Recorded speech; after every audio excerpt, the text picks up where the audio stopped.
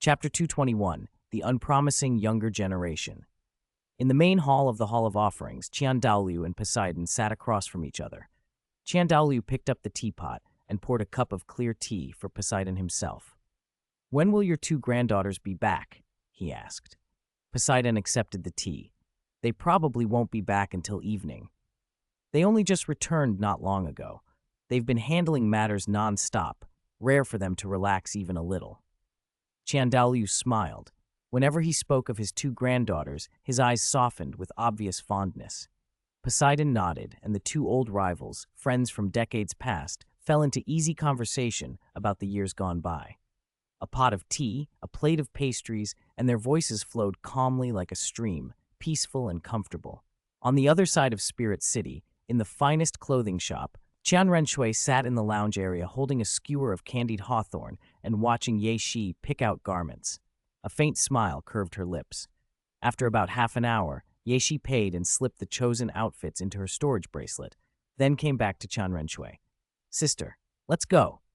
Ye Shi took the hawthorns from Qian Renshui, linked arms, and headed for the door. "It's still early. Let's do some more shopping." Qian Renshui reached out and wiped a sugary smear from Ye Shi's mouth. "The pastry shop on the east side of the city is excellent. Especially the fresh ones, best flavor," Ye Shi agreed, and they changed course toward the east. On the way, they bought 2 cups of fruit juice. At the pastry shop, they sat on the benches outside, waiting for the fresh goods. Their figures made a pretty line that drew glances from passers-by. Time drifted until evening. With pastries in hand, they stopped at the Supreme Pontiff Palace briefly, then headed straight back to the Hall of Offerings.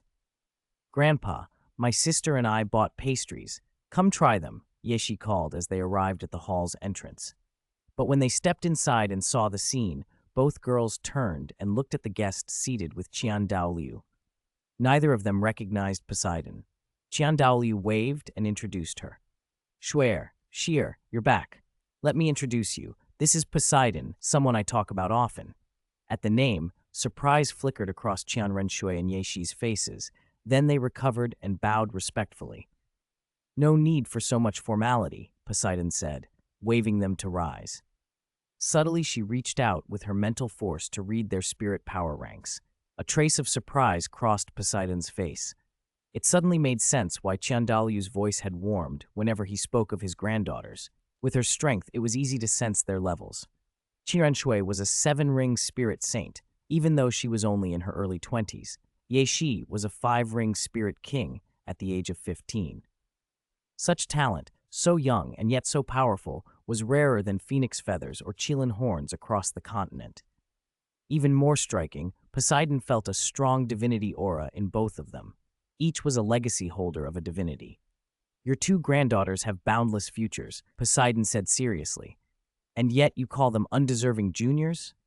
Qian Daoliu waved a hand dismissively, the words "undeserving" leaving his mouth while his face shone with pride. "Shuer usually keeps to herself and doesn't show herself much on the continent. Her spirit power is just passable," he joked.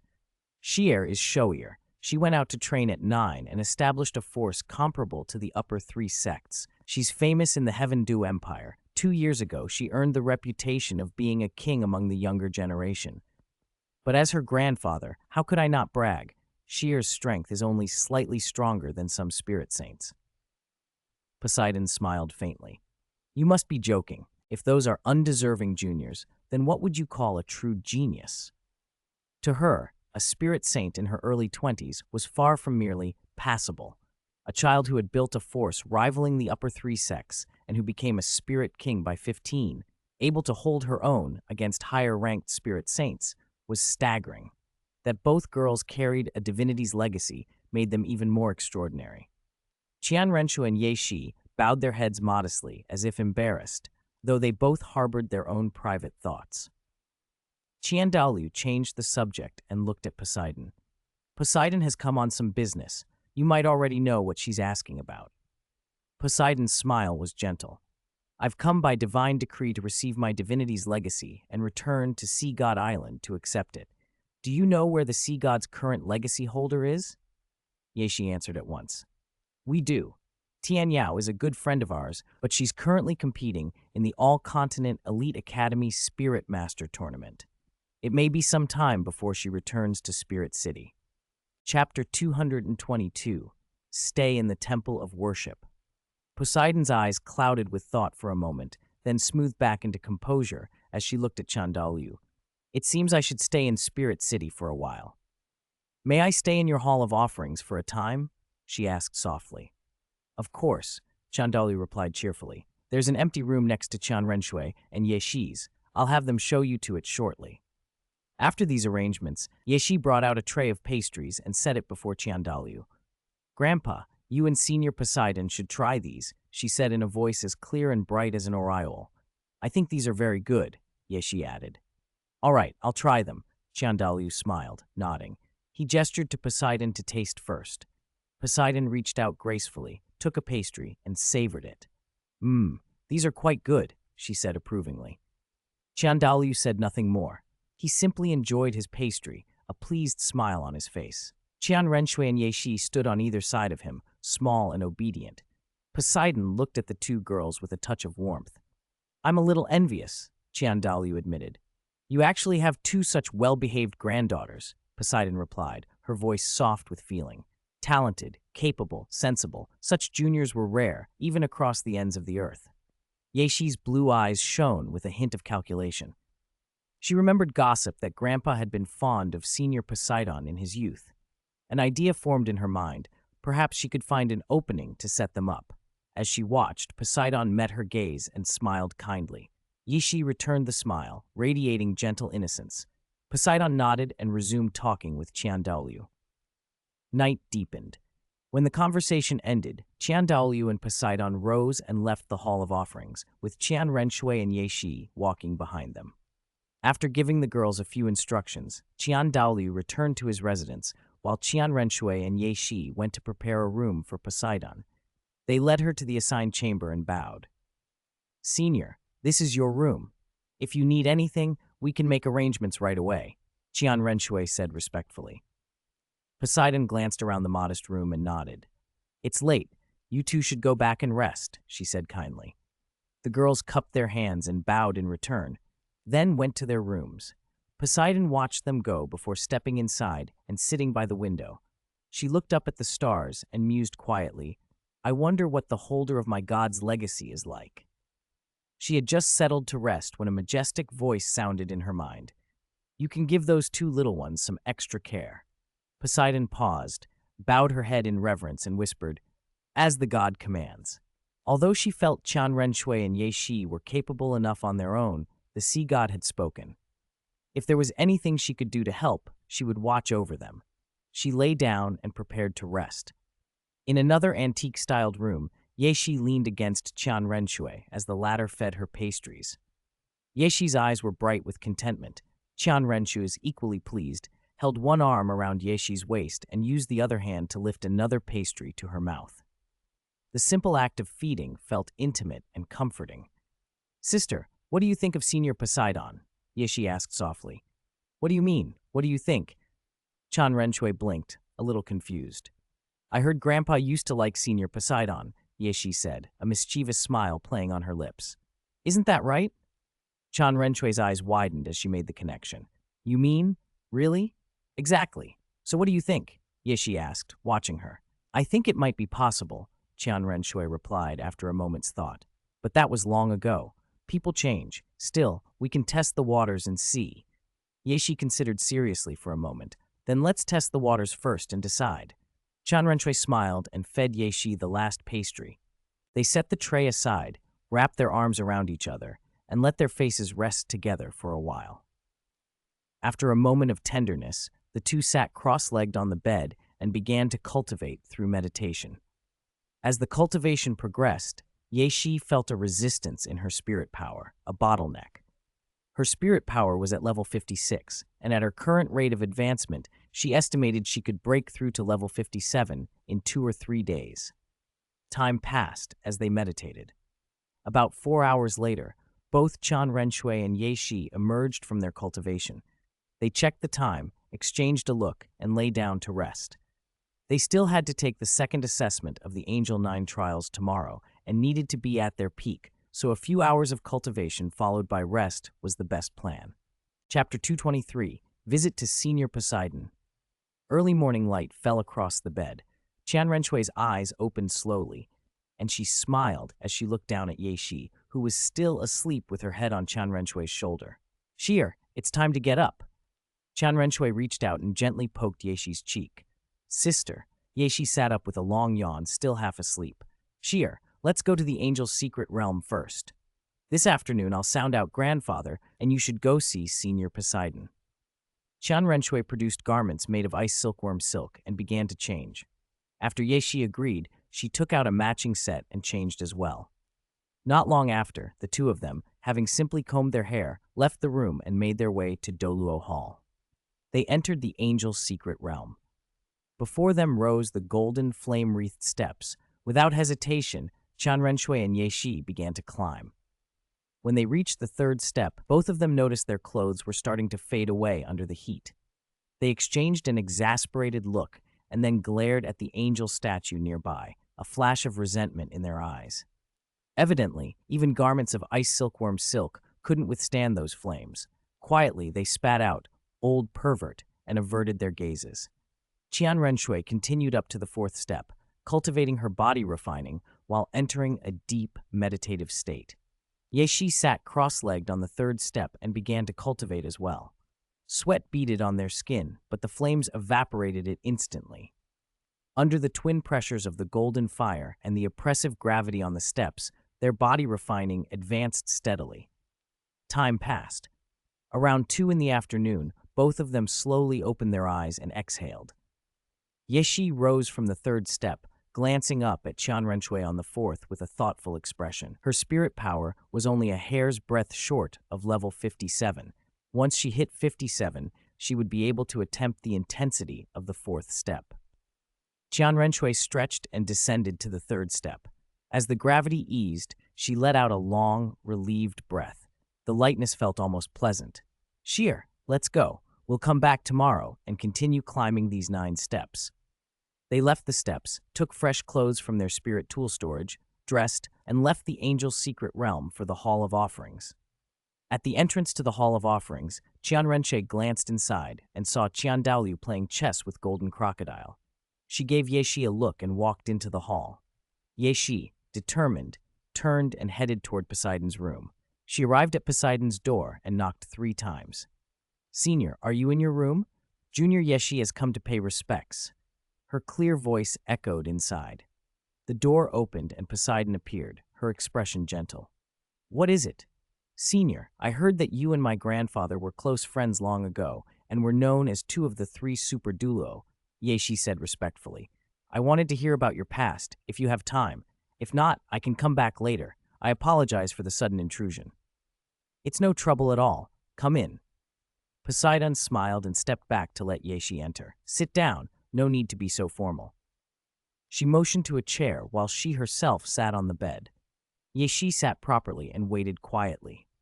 Poseidon studied her for a moment with a small smile. Her warmth was not only because of Qian Daoliu's recommendation, but also because the sea god had asked her the night before to take good care of Ye Shi. It was a small enough thing for Poseidon to oblige. "Shi'er, may I call you that?" Poseidon asked softly. Ye Shi nodded. "Yes, senior," she answered respectfully. "You and my grandfather are of the same generation, so calling you senior is only proper." "Very well." A hint of reminiscence touched Poseidon's eyes. "Since you want to hear about the past, I'll tell you." She began to recount old events. Ye Shi listened intently, occasionally pouring Poseidon a cup of tea and giving appropriate exclamations or sighs when the story turned to exciting or poignant moments. They spoke quietly for a long time as the afternoon slipped by. Meanwhile, in the main hall of the Hall of Offerings, Qian Daoliu and Golden Crocodile continued their chess match while Qian Renshui sat beside Qian Daoliu, subtly probing for details. "Grandfather, I remember you once said you liked Senior Poseidon when you were young," Qian Renshui said softly, her eyes fixed on the chessboard. Qian Daoliu smiled faintly. "Yes, that's true. Tang Chen from the Clear Sky sect and I both pursued Poseidon back then." She seemed to lean more toward Tang Chen. She never said it outright, but she gave signs.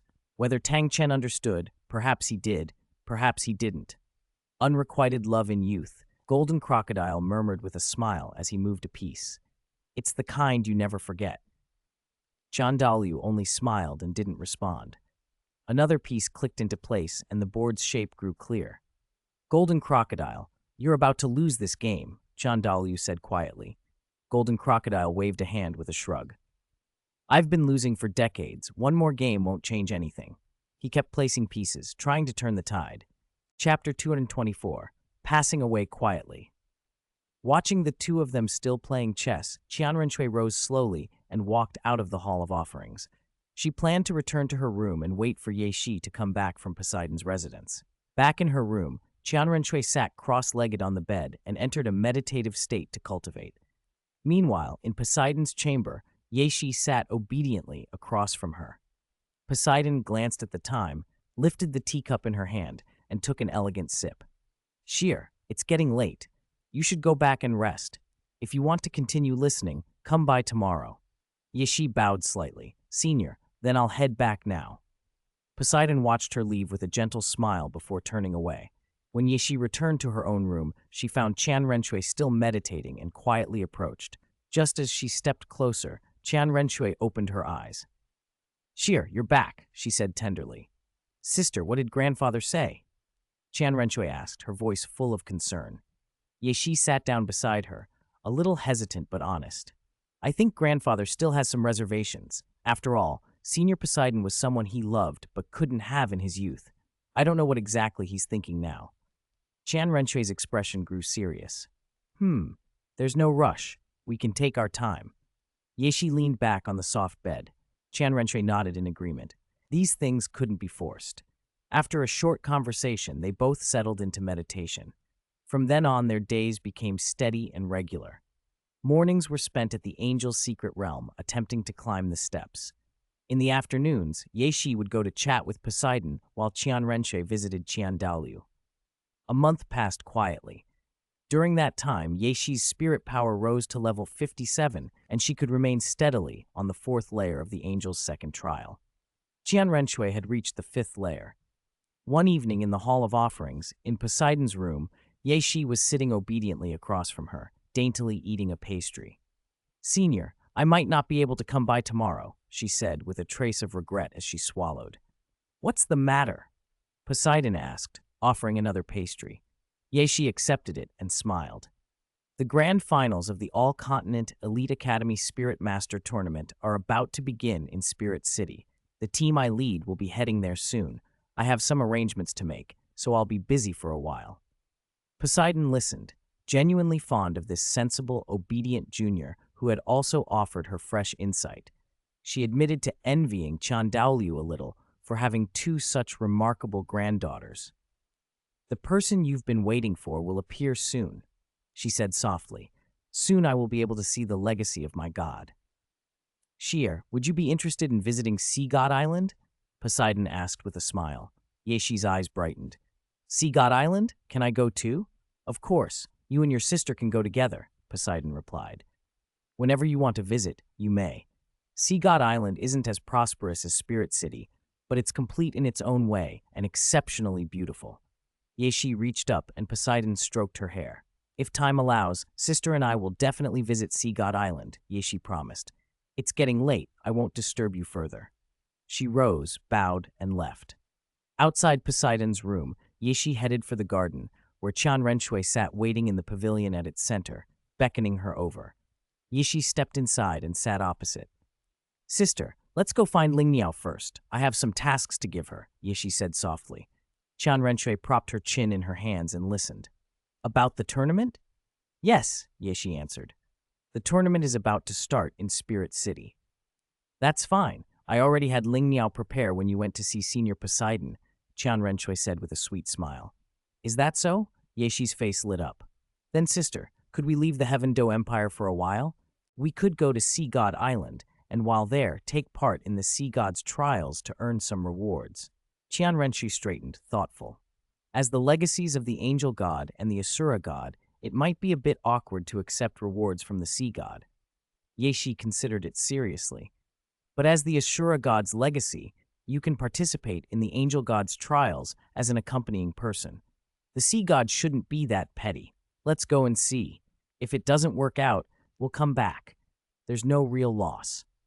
We'll need to make proper arrangements in Heaven Dew City if we're going to be away, Qian Renshui added. After the tournament ends, we'll sort everything out, Ye Shi said with a smile.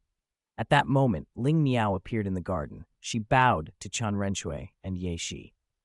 Young lord, young miss, for the tournament, Frost Snow Pavilion's accommodations in Spirit City have already been booked. The best hotel in the city.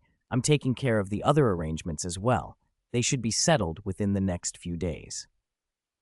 Chapter 225, Yu Xiaogong arrives. After hearing Ling Yuan's report, Ye Shi gently waved her hand. Ling Yuan, you should go back and rest. The rest can wait until tomorrow. Ling Yuan bowed to the two of them and slipped out of the pavilion. When the door closed, Ye Shi leaned back, resting her head in Qian Renshui's lap. Qian Renshui smiled and twined a few strands of Ye Shi's silver hair around her fingers, while her gaze drifted over the sea of flowers in the garden. The pavilion fell into a comfortable silence. Ye Shi shifted and looked up at the blossoms. Sister, isn't this garden beautiful? She asked softly. Qian Renshui smiled and met her eyes. It is, but compared to you, it's nothing. Ye Shi's cheeks warmed and the corners of her mouth lifted. After a moment, Qian Renshui patted her head gently. Come on, it's time to go back and rest. Ye Shi hummed and climbed from her lap. The two left the garden and returned to their residence. They lay down and, eyes closed, drifted off into sleep. Early the next morning, Qian Renshui woke first. Seeing Ye Shi sleeping curled against the pillow like a little cat, she rose quietly and left the room so as not to wake her. A few hours later, around 8 or 9, Ye Shi stretched and sat up. Qian Renshui was nowhere to be seen. As she stood, a maid called from the doorway. Young miss, are you awake? Come in, Ye Shi replied and took her seat at the dressing mirror. The maid entered and stood behind her, lifting the wooden comb and gently running it through Ye Shi's hair. The young lord asked me to tell you she went to Douluo Hall earlier. After you're free, you can go there to find her. I understand, Ye Shi said, eyes turning toward the direction of Douluo Hall. When the maid smoothed Ye Shi's hair and reached for a hairpin, Ye Shi sat up. Leave it down. I'll let it hang loose today. The maid hesitated, then set the hairpin back on the dresser and followed Ye Shi out. Ye Shi headed straight for the Elder Palace where Ling Yuan stayed. At the entrance, she saw Ling Yuan stepping out. Young miss, Ling Yuan bowed. Shall we go? Ye Shi nodded and led the way, Ling Yuan half a step behind. They left the Elder Palace grounds and walked toward the Supreme Pontiff Palace. Ye Shi cast a brief glance at Bibi Dong on the main seat as they passed through, then headed for the hall's inner chamber. Miss Yer, Bibi Dong's voice called across the room. Ye Shi paused and turned to face her. Supreme Pontiff, do you need something? Ye Shi asked, offering a formal bow and taking a seat when Bibi Dong gestured. Sit. We'll talk, Bibi Dong said, motioning to a nearby chair and glancing at Ling Yuan. You, attend to your matters. Don't delay, Miss Yer. Ling Yuan remained standing, as if she hadn't heard, until Ye Shi silently signaled her to withdraw. Ling Yuan obeyed and left. The palace quieted, and Bibi Dong fixed Ye Shi with a cool look. If it's something you want to discuss, speak, Bibi Dong said. Ye Shi crossed her legs and propped her elbow on the armrest, her silver hair falling over her shoulder. When the competition begins, if Second Miss doesn't personally participate, I can arrange a good seat for her to watch. How about that? Bibi Dong raised an eyebrow. Why? Ye Shi's eyes narrowed. The rewards for the champion would suit Nana very well. If Second Miss takes part personally, Nana won't be able to win. Bibi Dong's voice was calm, almost amused. And if I refuse? Ye Shi chuckled, softly, an edge of indifference in it.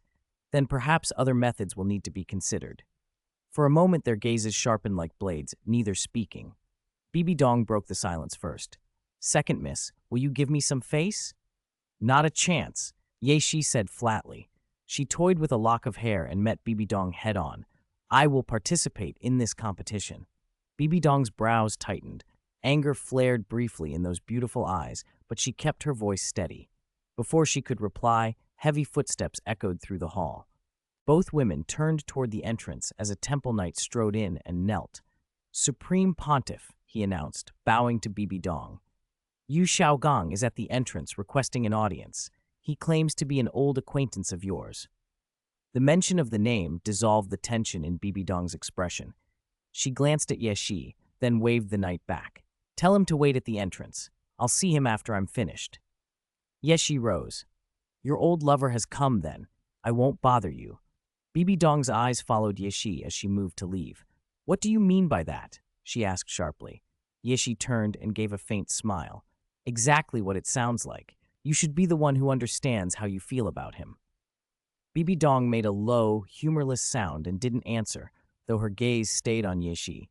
It's a pity, she said at last, voice quiet. You care so much for him, Yu Xiaogang, but in his heart, when has there ever been room for you? Chapter 226. Your Holiness makes a bet. Bibi Dong lifted an eyebrow, the corner of her mouth curving faintly. Miss Yair, just because you're close to Shuer, you think you understand matters of the heart? Yeshi sat back down. Whether I do or don't, I don't know. But I do know one thing. The Supreme Pontiff certainly doesn't understand. Supreme Pontiff, is the Yu Xiaogang you like a fantasy you've built up in your heart, or was he really that remarkable? Does Yu Xiaogang truly have talent? Yeshi asked lightly. Judging only from those 10 great spirit theories he's famous for, I don't think so. If he were truly gifted, why would he be the continent's laughingstock? Is everyone blind? Her fingers tapped the armrest as she looked at Bibi Dong with a half-smile. And Supreme Pontiff, would you really believe Yu Xiaogang ever truly loved you? After he left Spirit Hall, he married and had a wedding with Liu Erlong. That doesn't prove anything. Bibi Dong's voice stayed calm. But if he loved you, why didn't he come to see you for over 20 years? Was it that he didn't want to, or that he simply didn't remember? Yeshi's tone was deliberately steady. Bibi Dong's face betrayed no emotion as she replied, Isn't he here now? There was a flicker in Bibi Dong's eyes, thoughts turning over, but her voice remained even. Supreme Pontiff, do you dare to make a bet? Yeshi put her hands behind her head and looked back with a provoking gaze. Bet what? Bibi Dong's interest sharpened. Let's bet on whether Yu Xiaogang came this time to reminisce, or whether he came to ask for something. If he's merely here to reminisce, I won't compete. I'll even help him with his spirit problems, Yeshi said. But if he's come to ask for something, then the next Supreme Pontiff of Spirit Hall will be my elder sister. Yeshi waited quietly for an answer. Bibi Dong stared toward the entrance of the Supreme Pontiff's palace, reasoning telling her not to accept. 20 years. If he only wanted to reminisce, he'd have come sooner. Yet something in her wanted to take the risk. What if Yu Xiaogang truly had come just to reminisce? What if, even if he needed something, he chose not to ask today but later? Wouldn't that still count as her victory? Before the dust settled, nothing could be certain. You know you'll lose, and yet you still want to bet, Yeshi pressed. Bibi Dong was silent a moment, then met Yeshi's eyes. Before the dust settles, how can you be sure I'll lose? She replied, tersely. Yeshi studied her for a beat, then slipped behind the screen. Once Yeshi was out of sight, Bibi Dong drew a breath and, with a look of resolve, gave the order through a sound transmission to the temple knights at the entrance. Let Yu Xiaogang in. Footsteps soon echoed in the hall. Yu Xiaogang stepped into the Supreme Pontiff's palace, hands clasped behind his back, his gaze fixed on Bibi Dong seated on the main throne. Erlong, long time no see. Long time no see, Bibi Dong answered, composed, but her fingers clenched in her lap. She prayed silently that he would say nothing final today, that he would visit just to reminisce. If he had something to ask, he could ask tomorrow. Yu Xiaogang's next words shattered that fragile hope. Erlong, I have a request. I want to know the solution for twin spirits. Bibi Dong's composure faltered. She lowered her head and let out a low laugh, helpless and hollow. She didn't notice her nails had dug into her palm. Blood welled and dripped between her fingers onto the floor. Yu Xiaogang's eyes glittered. He thought his chance had come. Erlong, he was cut off by Bibi Dong's voice, cool and commanding. Call me Supreme Pontiff. She rose from her throne and looked straight down at him. See him out.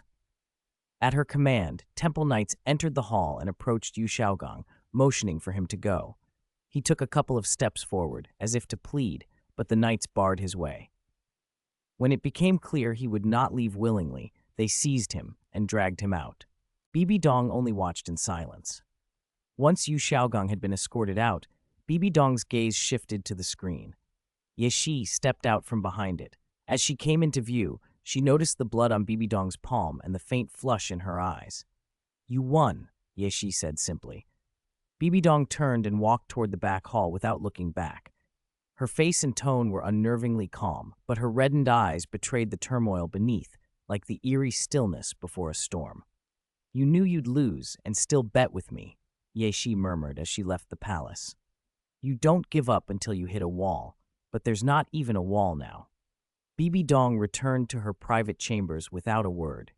She had just entered when Hu Lina's cheerful voice came from the doorway. "Teacher, may I come in? I've finished all my lessons for today." Bibi Dong glanced toward the doorway, her eyes still a little red. "If your lessons are done, go back and cultivate. Do I have to teach you how to cultivate?" Her voice was restrained but edged with anger. Chapter 227, The Silent Supreme Pontiff. Standing in the doorway, Huliana froze the moment she heard Bibi Dong's voice. "Teacher is angry," she murmured, eyes fixed on the tightly shut door. She didn't interrupt. Instead, she quietly turned away and left. She didn't know why her teacher was angry, but disturbing her now would be foolish. Inside the room, Bibi Dong sat before her dressing mirror and studied her own reflection. Her face was composed, but her eyes were slightly reddened, an outward calm that barely masked the turmoil within. Ye Shi's words from the main hall rang in her mind like a tolling bell, and the image of Yu Xiaogang inside her heart shattered like a mirror, fragment by fragment. A sharp ache pressed at her chest, and memories long sealed off began to resurface, unbidden and relentless. The light in the room dimmed as if in sympathy. A scythe-shaped mark slowly appeared on her forehead. In the glass, a blurry phantom formed. "Can't accept the truth?" a slightly hoarse voice asked. Bibi Dong did not turn. She only stared at the reflection. She recognized both the voice and the phantom.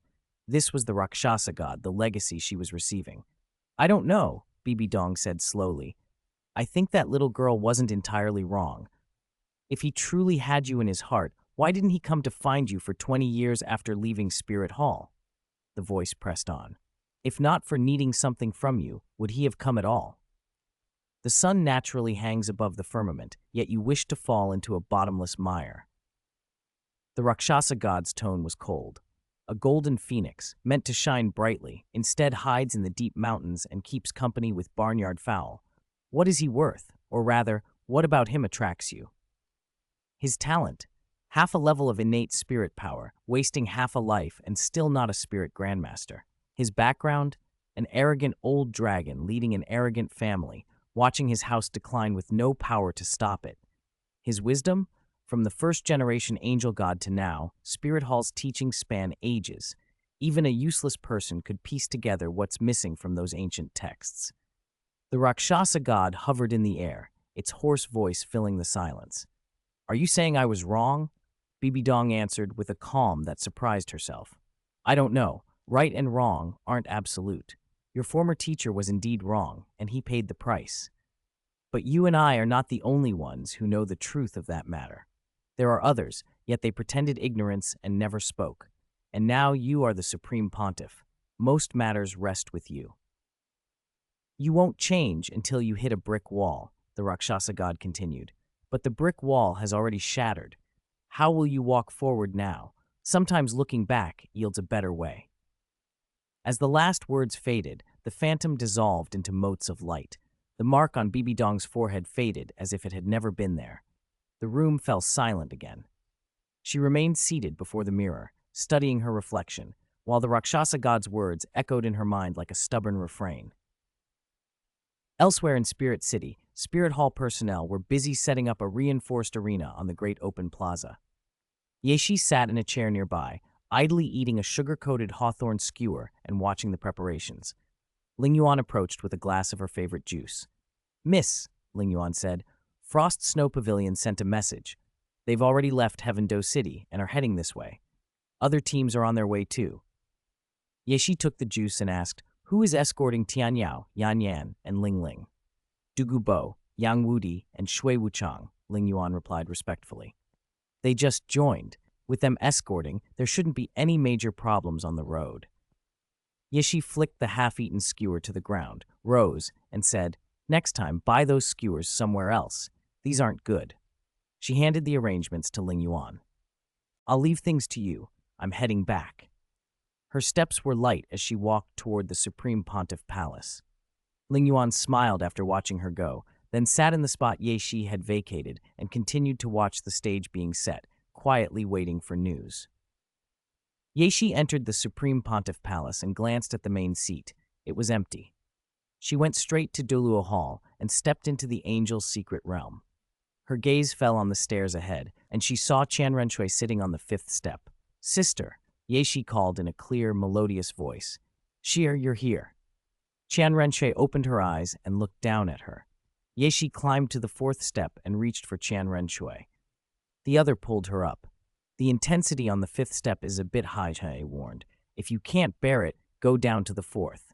"I know," Ye Shi said. "I just came to try. When I reach my limit, I'll step down to the 4th. She settled cross-legged on the 5th step, bracing against fierce heat and crushing gravity, and entered meditation. The 5th step pushed her just beyond her current limits, but if she didn't stay there too long and rested on the 4th when she neared exhaustion, she would be fine. It would be tiring. Climbing up and down under such conditions was draining, but the payoff was rapid physical improvement. Chapter 228. The Supreme Pontiff hasn't appeared in public for 3 days. About 2 hours later, Ye Shi opened her eyes, stepped down from the 5th-level staircase, and arrived at the 4th. The intense heat had subsided and gravity had eased. She let out a long breath of relief. After resting on the 4th-level landing for a while, she sat cross-legged again and resumed cultivation through meditation. Qian Renshui's gaze lingered toward the 6th level, but after a moment's thought, she decided not to go up yet. She could have stayed on the 5th level, but even that intensity pressed on her. It was better to cultivate a while longer on the 5th before testing the 6th. Her eyes closed, and she too sank into meditation. It was not until late that night that Qian Renshui and Ye Shi finally descended the staircase and left the Angel's secret realm. Once outside, Qian Renshui glanced at the time and then at Ye Shi. "Shir, do you want to bathe?" she asked, her fingers running gently through Ye Shi's hair. "A bath?" Ye Shi repeated. "Together?" Qian Renshui added. Ye Shi blinked a few times and met her gaze. "Otherwise?" Qian Renshui nodded, as if it were the most natural thing. Ye Shi felt a faint flush color her cheeks. After a moment, she decided there was nothing to worry about. After all that had happened in the Angel's secret realm, a shared bath was hardly something shocking. Before she could answer, Qian Renshui scooped her up and carried her toward the bathing area. Ye Shi didn't resist. She let herself be carried. Supreme Pontiff Palace.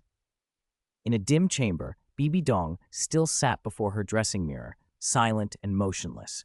Her eyes had returned to normal, but her mind churned with thought. For 3 days, no one had seen her. No one knew what she had been doing. On the 4th day, the door opened and Bibi Dong stepped out. Her expression seemed the same as ever, but there was a new edge to her presence. She went straight to the study. The first thing that met her eyes was a stack of official papers, but she didn't reach for them. "Someone," she called, her voice a little hoarse. A steward in formal livery appeared at the doorway and bowed. "Supreme Pontiff." Bibi Dong waved him up with a faint motion. "Send for Demon Bear." "Yes, Supreme Pontiff." The steward bowed and departed. Only once the door closed did Bibi Dong pick up her pen and begin to go through the documents. About the time it takes to steep a cup of tea, the burly, resolute-faced Demon Bear arrived at the study doorway. "Supreme Pontiff," he said and bowed. Bibi Dong looked at him, then spoke softly. "Demon Bear, I remember you were close to Ghost Leopard once." "We were, Supreme Pontiff," Demon Bear replied respectfully. "But since Ghost Leopard began following the second miss, we've had little contact.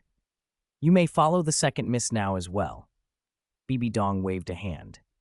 Demon Bear froze for a moment, stunned. He glanced toward the Hall of Offerings and the Supreme Pontiff Palace as if trying to plumb deeper meaning from those few words. The friction between the palace and the hall was well known among the elders, so he suspected this order was more than it seemed. "Supreme Pontiff," he said carefully, "if you mean to have me monitor the second miss, When did I ever tell you to monitor her? Bibi Dong cut in, frowning slightly at his assumption. You are to follow the second miss properly. Don't let your imagination run wild. Then I am to go to the second miss's side? Demon Bear asked, tentative. Yes. Bibi Dong waved him off. Demon Bear bowed and left, still deep in thought. He felt certain the Supreme Pontiff's words hid some deeper intent, but he could not work it out. He made his way to Ye Shi's residence. At the door, a maid stood guard. Demon Bear was about to speak when the maid addressed him first. Greetings, Elder, she said. The young master and young miss are resting. If it is not urgent, please return later. That's all right, Demon Bear replied. He stepped back a few paces and waited. About 20 minutes later, the door opened. Qian Renshui and Ye Shi emerged. Qian Renshui's brows tightened at the time of night. Ye Shi's gaze immediately fell on Demon Bear. What do you want? Ye Shi asked, then added, Or did the Supreme Pontiff send you to call us? Qian Renshui's phoenix-like eyes narrowed. Early that morning, she'd been in a good mood, hoping for some quiet moments with Ye Shi, until the knock came. Demon Bear bowed in turn. Young Lord, young Miss, the Supreme Pontiff sent me. She said I am to follow the second miss properly from now on. To follow the second miss? Ye Shi fished at her ear, as if the words were odd to hear. Qian Renshui and Ye Shi exchanged a look, both now glancing toward the Supreme Pontiff Palace. As elders of Spirit Hall, they both knew Demon Bear. His strength matched Ghost Leopard's. He was a titled Douluo at level 95. Why the Supreme Pontiff would send him here puzzled them. Did the Supreme Pontiff send you to monitor her? Qian Renshui asked, suspicion in her voice. Demon Bear shook his head quickly. The Supreme Pontiff didn't say monitor, and even if she had, I wouldn't have the nerve to monitor the second miss. He spoke with solemn seriousness. Qian Renshui and Ye Shi looked at each other again, baffled. The Supreme Pontiff's sudden interest, Demon Bear's arrival, none of it made sense, and the questions it raised hung in the cold morning air. Chapter 227. Don't overcomplicate things. Ye Shi's gaze swept over the Demon Bear. After a moment, she gave a small, gentle wave. You can go back for now. If anything happens, I'll have someone summon you, the Demon Bear replied, bowing to Qian Renshui and Ye Shi. Young Lord, young Miss, this subordinate will take his leave. With that, he turned and strode toward the Elder Palace. Qian Renshui and Ye Shi watched him go, their eyes narrowed almost at the same time. Exchanging a look of tacit understanding, they headed for the main hall of the Hall of Offerings. Inside the main hall, Qian Daoliu sat in the main seat, leisurely sipping tea. Grandpa, they said in unison as they approached him. Qian Daoliu set his teacup down and fixed them with a gentle look. Ye Shi recounted everything that had just occurred. When she finished, she quietly asked, Grandpa, what do you think? Qian Daoliu didn't answer right away. He glanced toward the Supreme Pontiff Palace and seemed lost in thought for a moment. Shear, he said slowly. Is it possible you're making it more complicated than it needs to be? What if she really only meant to send a subordinate to you? He picked his teacup back up and took a light sip. Sometimes you don't need to look for hidden motives in everything. Qian Renshui and Ye Shi exchanged glances and fell silent, both turning their attention toward the Supreme Pontiff Palace. Surprise flickered across their faces, but very quickly, Ye Shi's thoughts drifted to the bet she'd made with Bibi Dong a few days earlier. Could something she'd said then have made Bibi Dong change her attitude? She dismissed the idea almost as quickly. Bibi Dong's abilities spoke for themselves. She wasn't someone who would alter her stance over a few idle words. Still, Ye Shi allowed herself a small, pragmatic thought. Having another titled Douluo as an ally couldn't hurt. Qian Renshui agreed silently. They sat with Qian Daoliu, talking until after 10, and then left the Hall of Offerings to go to the Angel's secret realm in the Douluo Hall to continue with the Angel's second trial. Peaceful times were short-lived. More than half a month slipped by in an instant. During that time, the competition venue in Spirit City was already taking shape. Rest areas for teams were laid out, and spectator stands that could seat tens of thousands rose up. Teams began arriving in waves. Some came early and had already made Spirit City a lively, bustling place. In Spirit City's most luxurious hotel, Dai Weishi sat by a floor-to-ceiling window, watching the crowds below with a calm air. Zhu Juyun entered, padded over, and settled into his lap, casually draping an arm over his shoulder. "There's new information," she said. "My younger sister, Juju King, is with the Frost Snow Pavilion team and should arrive in Spirit City today," Jujuyun reported. Oh, Daiwei's interest was piqued. "How is Juju King getting along with the Frost Snow Pavilion? And my good brother, Dai Mubai, is he with them?" "There's no news of Dai Mubai yet," Jujuyun answered. "And why Juju King is traveling with the Frost Snow Pavilion is unclear. Should we investigate why first? Acting rashly might offend the Frost Snow Pavilion." Jujuyun's expression turned serious. Daiwei's smile turned a little cold and sharp. "Heh, this isn't Heaven Do City in the Heaven Do Empire, and it's not inside the Frost Snow Pavilion's territory. What is there to fear? Besides, this is an internal Douluo Empire affair. If the Frost Snow Pavilion interferes, that's overstepping." He chuckled, eyes glinting. "I don't want unnecessary trouble either, but the race for the Crown Prince has always been like this." Jujuyun thought for a moment, then fell silent. Together, they returned to watching the parade of people below. At another luxury hotel in Central Spirit City, Yeshi sat in a private room reading. Ling Yuan and the Demon Bear stood behind her. Yeshi flipped a page and called over her shoulder. "Ling Yuan, are you sure the Frost Snow Pavilion team will arrive at noon?" "According to the news, yes," Ling Yuan replied. "Perhaps they were delayed on the road." Yeshi nodded and closed her book. She wasn't at all worried. The Frost Snow Pavilion escort included Dugu Bo and Yang Wudi. Even if Dugu Bo ranked lower among titled Douluo, he was still a titled Douluo, and Yang Wudi, though only a spirit Douluo, was more than capable in a fight. Safety was not a concern. Half an hour later, Ling Yuan peered through the window. "Young miss, they've arrived." Yeshi shut her book and turned to look. She smiled when she saw Tian Yao, Dugu Yan, and the others moving toward the hotel. A knock sounded at the private room door, and the escort party filed in. Dugu Bo, Yang Wudi, Shui Wuchang, followed by Tian Yao, Dugu Yan, Ye Lingling, Juju King, and the rest. "Pavilion Master." Dugu Bo, Yang Wudi, and Shui Wuchang bowed. Tian Yao came straight to Yeshi's side, eyes bright. "You must be tired from the journey." "I've booked this whole hotel," Yeshi said, smiling as she gestured for them to sit. "Meals will be brought in soon. Relax and rest. The grand competition doesn't officially start for another 2 days." Everyone took their seats, except for Juju King. She stepped forward as if to speak, hesitated, then opened her mouth. But Yeshi raised a hand and cut her off with a soft, decisive wave. "We'll discuss it later." Juju King took a seat in the private room. Once everyone had settled, Yeshi rose. "I need to take Tian Yao to handle something, so I'll have to excuse myself for a while.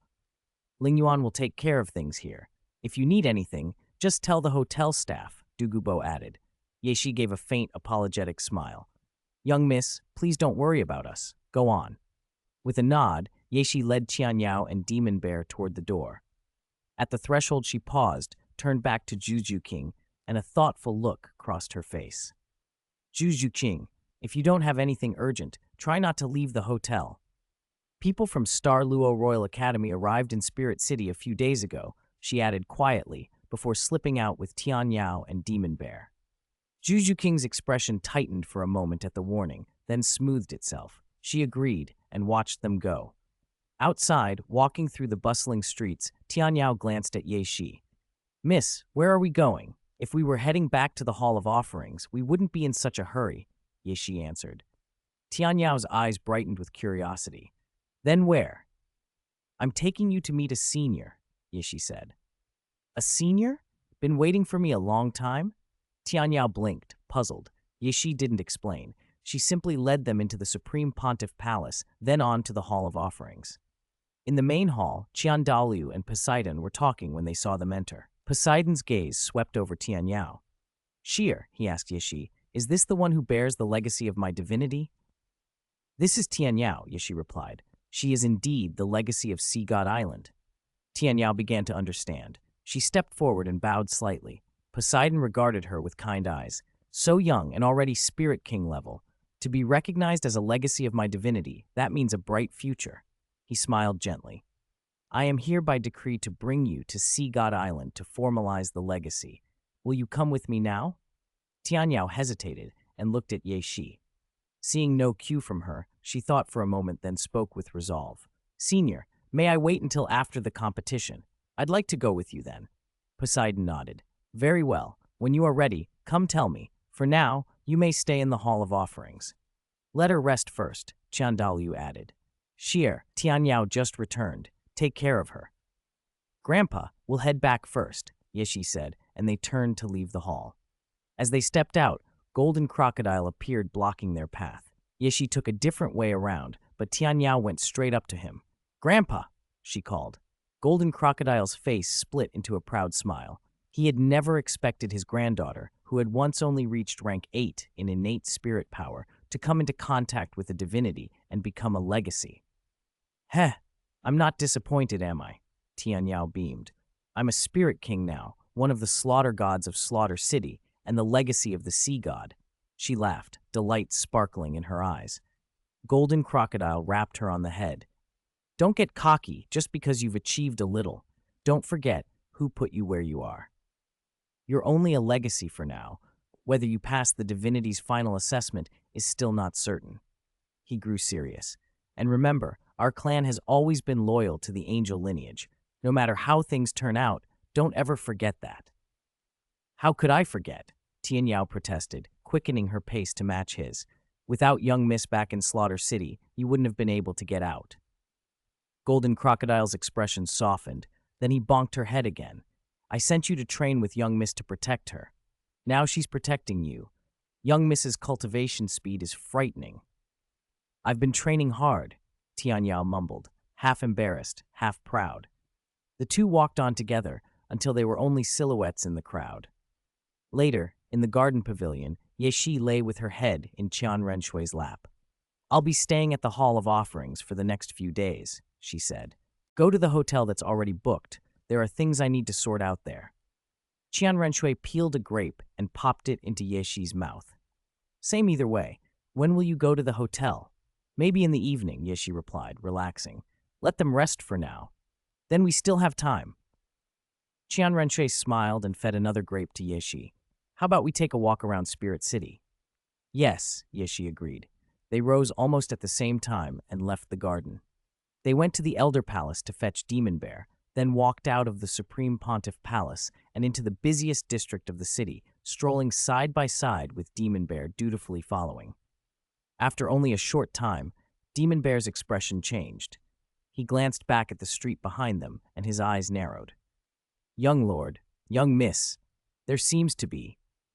If they're not bothering us, don't worry about it, Qian Renshui interrupted with a lazy wave. She sounded indifferent, as if she'd rather not be troubled. Chapter 231, Star Prince, Daiwei. Hearing them, the demonic bear fell quiet and followed behind Qian Renshui and Yeshi, vigilant and ready to protect them. The two women stopped in front of a small beverage shop and ordered juices, then sat on the benches outside. They chatted as they drank. The occasional smiles on their faces seemed to dim the brilliance of the flowers around them. The demonic bear stood watch behind them, his gaze sweeping the street. He could clearly sense several students in Douluo Royal Academy uniforms stealing glances their way. A man and a woman were walking toward them. The cost of their table will be charged to me later, said a somewhat arrogant voice. Qian Renshui and Yeshi turned slightly. Qian Renshui's face showed no change, but a flicker of surprise passed through Yeshi's eyes. The newcomers were Dai Weici and his fiancée, Zhu Juyun. Yeshi was surprised they hadn't gone to Zhu Zuqing first and had come to her instead, then decided it made sense that they had. Allow me to introduce myself, the man said as they approached. I am Dai Weici of the Star Luo Empire. This is my fiancée, Zhu Zuyun. I apologize for the abrupt intrusion. Dai Weici bowed politely. When he looked up, a faint, almost imperceptible astonishment crossed his features. He was taken aback by Qian Renshui and Yeshi's beauty. Qian Renshui, especially, struck him as the most beautiful woman he had ever seen. Yeshi, while slightly less stunning at that moment, he believed would be just as dazzling in a few years. He showed none of this outwardly, keeping a modest and respectful demeanor. Is there something you need? Yeshi asked coolly, setting her drink aside. Qian Renshui remained silent. Pavilion Master Ye, Zhu Zuyun began earnestly. I heard that my younger sister is with the Frost Snow Pavilion's team and hasn't come home in many years. Our mother is very worried. Now that I have news of her, I want to bring her home to visit. I wonder if Pavilion Master Ye could help with this. Yishi's azure eyes narrowed. She recognized the old fox tactics. Zhu was trying to manipulate her. I understand your concern, Yeshi said evenly. But you should speak to Zhu King about this, not me. In a sense, Zhu Qing is currently our guest at Frost Snow Pavilion. I've not restricted her freedom. If she wishes to leave, she can leave. Zhu kept her smile, but it was guarded. Pavilion Master Ye is right, she said. But my sister can be willful. If necessary, I may have to take unavoidable measures. Pavilion Master Ye, you wouldn't interfere in our family affairs, would you?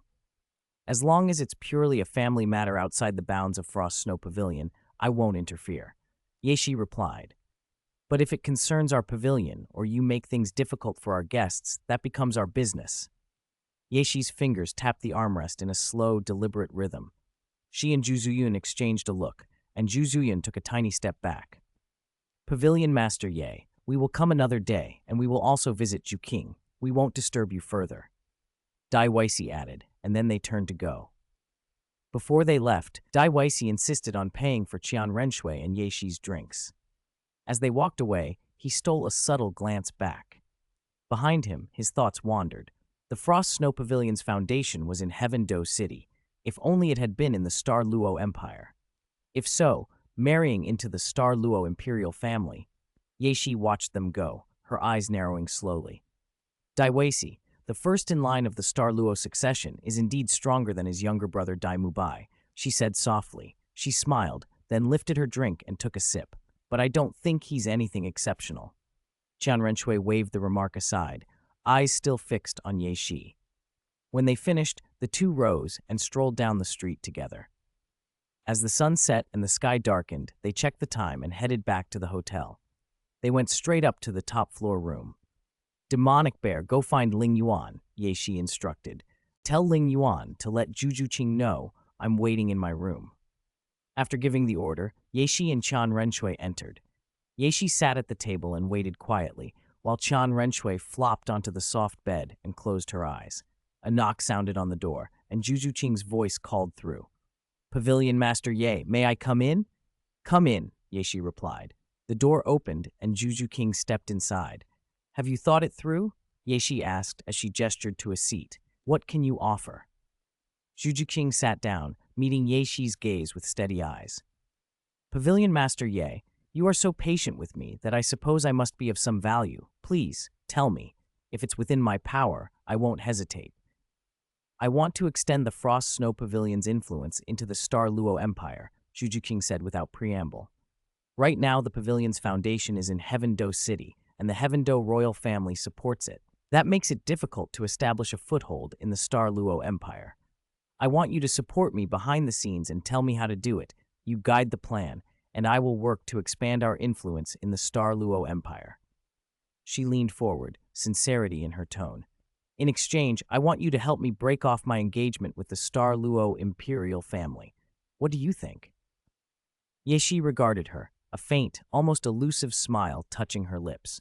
Chapter 232, Poor Quality of Clothes. Zhu King met Yeshi's clear blue eyes and nodded once without hesitation. What should I do? Her face was very serious. You're not ready yet. You'll stay and cultivate in my Frost Snow Pavilion for now. When the time comes, I'll tell you what to do. Yeshi gave a small wave to signal Zhu King she could leave. Zhu King stood, bowed, and slipped out of the room. When the door closed behind her, Yeshi tapped her fingers on the table, her bright eyes drifting into thought.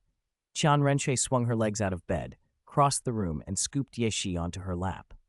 Sheer, is your aim just to expand the Frost Snow Pavilion's influence into the Star Luo Empire? She hooked a finger into Yeshi's shoulder strap. That's not enough. What I want is the entire Star Luo Empire, Yeshi said, smiling with unmistakable confidence.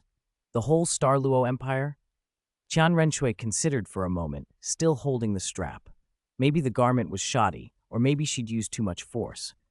With a quiet snap, the strap broke, exposing a wide sweep of pale skin. Yeshi flashed a brief look of surprise, then tugged at the torn fabric, her blue eyes turning to Qian Renshui. She didn't speak, but her expression clearly asked, Sister, what are you doing? Qian Renshui coughed lightly. An accident, she said. These clothes are poor quality. We'll get you new ones tomorrow. Yishi rolled her eyes and clutched the ruined dress. All right. It's late. Time for bed. And since these are ruined, we won't be wearing them again. Qian Renshui carried Yishi to the bed, set her down, and casually tossed the damaged garment onto the floor. The sheer curtains beside the bed drifted down as the room settled. The next morning, Ling Yuan stood dutifully at the door. Are the young lord and the young miss awake? She asked. As a level 96 peak Douluo, her hearing was keen. She had caught some sounds from the room earlier. The noises had struck her as odd. Ling Yuan quietly stepped closer, nearly pressing her ear to the door to listen. Her face warmed with a sudden rush of color. She hurried back to her place, looking at the floor, her thoughts spinning. From those sounds just now, young miss had sounded like she'd been bullied? That didn't feel like the right word. Afraid of herself? No. Afraid of someone else? No, none of those expressions fit. After decades of life, Ling Yuan admitted to herself for the first time that her vocabulary felt a bit lacking. Inside the room, Qian Renshui sat up with a satisfied look. Yishi lay back, cheeks flushed, faint bite marks, and a few reddish bruises showing at her neck. After a short rest, she sat up. Sheer, do you want to bathe together? Qian Renshui's fingers smoothed Yeshi's hair. Yishi pouted and fixed her with a small glare. Qian Renshui only smiled and stroked her until her mood eased. After a moment, the two rose and went to the bath. Water ran, voices quiet, and about half an hour later they emerged, changed, and refreshed. They dressed from various spirit tools and sat at the dressing mirror.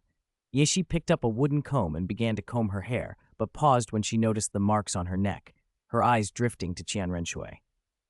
What is it, Sheer? Qian Renshui asked.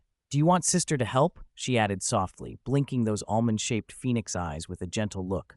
Then I'll trouble you, big sister. Yishi handed the comb over. Qian Renshui went behind her and finished combing her hair until it fell smooth and neat. They rose, left the room, and the door opened onto the main hall. Ling Yuan stood by the floor-to-ceiling window, as if admiring the view. Young lord. She greeted automatically when she noticed them. Young miss, she added, bowing. Her gaze lingered on Yishi in a way that was not entirely accidental. Ling Yuan, when did you arrive? Yishi asked, settling into a seat in the hall. The way Ling Yuan looked had seemed odd to her. Ling Yuan kept her composure. I woke a little later than usual today, so I only just arrived a few minutes ago, she said smoothly. After answering, she moved to stand behind Yishi, deciding then and there that no matter who asked, she would say the same. She had just arrived and hadn't seen or heard anything. That's fine. A little extra rest is good. Yishi let out a soft sigh of relief. Although the room had excellent soundproofing, a titled Douluo's senses were sharp. If Ling Yuan had been there earlier, she might have heard something. The casual explanation put her at ease. All right, Sheer, let's go down for breakfast soon, Qian Renshui said, stretching as she relaxed into her chair. The hotel breakfast here is pretty good. Yishi smiled and waited. Not long after, Du Gubo, Yang Wudi, Du Guyan, and the others emerged from their rooms. They bowed politely to Yishi and waited. About 20 minutes later, a staff member entered and walked straight to Yishi. Young miss, breakfast is ready. You may proceed to the private dining room whenever you like. Thank you, Yishi replied. She stood, gave a small snapping gesture to gather the others, and led Qian Renshui toward the private room. Chapter 233. Keep the second place and fight for the first. When they entered the elegant room, the first thing that met their eyes was the sumptuous breakfast spread on the dining table. Everyone took their seats and began to enjoy the meal. Yishi stirred the tremella soup in front of her with a spoon, her blue eyes on Du Guyan as she spoke slowly. Tomorrow, the finals begin. There are 5 rounds in total. In the first promotion round, the 30 teams from the Heaven Do and Star Luo empires will fight for 15 promotion spots. After promotion, including the Spirit Hall's team, there will be 16 teams. The 16 teams will then go through 16 to 8, 8 to 4, 4 to 2, and finally the final match to determine the rankings. The Supreme Pontiff will personally crown the winning team. Yishi explained the rules softly. Shaoxi, Frost Snow Pavilion, is a team that aims for second but fights for first. If you make a move, victory is assured. Duguyan patted her chest and spoke with confidence, though her gaze drifted involuntarily to the faint mark on Yexi's smooth jade-like neck. She was curious, but she didn't ask. Yexi noticed the look, subtly adjusted her collar, and shot Duguyan a sharp glance. Duguyan immediately lowered her head as if nothing had happened and continued eating. During the competition, I'll act according to the situation, Yexi went on. If you can manage to win, I generally won't personally step in.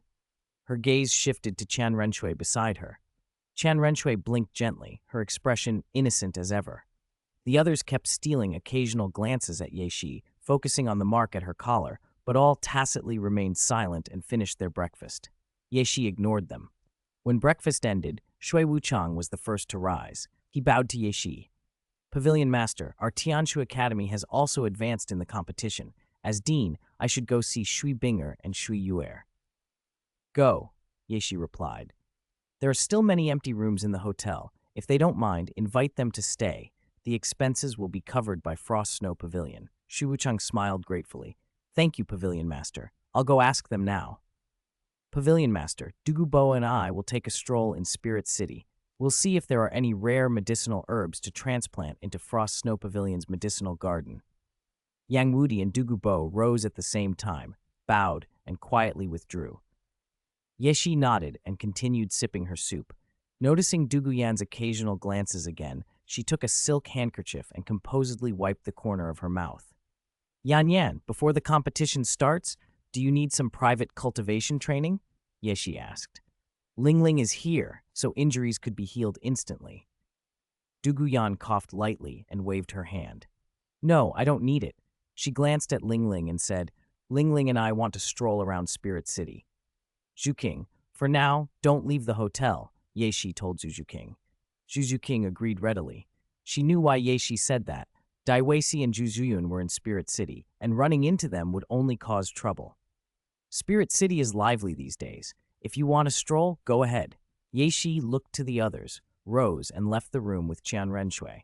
She herself had no intention of going out until the mark on her neck was dealt with. Back in their room, the two sat on the edge of the bed. Seeing the smile on Qian Renshui's lips, Yexi narrowed her eyes and straddled Qianrui, placing her hands on her shoulders. Sister, look what you've done, she teased. It's so eye-catching.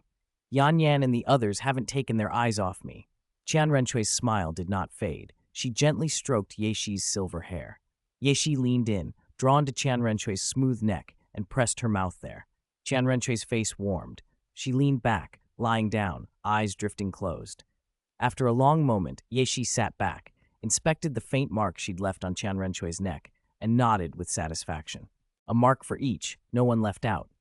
Is that enough? Yexi asked. Let's cultivate here at the hotel today. Don't go out yet, Qian Renshui said, tapping Yexi lightly on the head. Today feels right for cultivation. Yexi sat cross-legged on the bed, closed her eyes, and entered a meditative state. Qian Renshui smiled, sat up as well, and settled into cultivation beside her. At the Supreme Pontiff Palace, in the study, Bibi Dong handled official documents while Hu Lina stood quietly to the side. Nana, tomorrow the competition starts, Bibi Dong said. My demands are not high. Even if you can't take first, you must at least secure second. Teacher, with our strength, among the competing teams, the only one that can really contend with us is second Mrs. Frost's Snow Pavilion, Hu Lina replied confidently. Among their golden generation, there were 3 spirit kings, and Shi and Shiyu could use spirit fusion. They believed they could give Ye Shi a serious fight. Bibi Dong's expression grew grave. Not contend. If Black Sesame Tang Yuan personally enters the arena, you have absolutely no chance of winning. Although Black Sesame Tang Yuan's current spirit power is at the Spirit King level, my estimate is that if she gets serious, she can suppress a spirit saint. Her probability of winning would be very high. Even if she doesn't personally enter the arena, your chances are only 60%, maybe even 50%.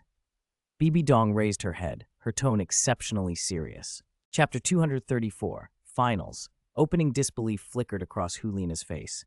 If the second miss doesn't participate, our chances of winning drop to only 60%? Maybe even 50%? That shouldn't be possible, right? Someone echoed. Bibi Dong set her pen down and shook her head gently. Nothing is impossible. Tian Yao from the Frost Snow Pavilion team is also a spirit king, she said softly. In a one-on-one, no one from your golden generation can beat Tian Yao. The 60% chance is only if you and Xie Yue use your spirit fusion skill to suppress Tian Yao. Without that, it's a 50-50. The reason Tian Yao doesn't seem exceptional is because Black Sesame Tangyuan is there. Black Sesame Tangyuan's radiance is too overwhelming. She overshadows everyone else. Bibi Dong's voice was low and reflective as her gaze drifted toward the Hall of Offerings. Hulina said nothing more. She bowed slightly and left the study. Nana, go back and prepare, she instructed before departing. Bibi Dong picked her pen up again and returned to the state documents on her desk. Yes, teacher, came the reply. Silence fell over the study, except for the faint sound of Bibi Dong handling affairs. Spirit City. On the busiest street, Shui Wuchang led the way with Shui Binger, Shui Yue, Shui Wu, and the others close behind. Binger, after the competition, you should join the Frost Snow Pavilion, Shui Wuchang said gently from ahead. Dean, Tianshui Academy has already joined the Frost Snow Pavilion, Shui Binger replied after a moment's thought. Wouldn't it be the same if we joined after we graduate?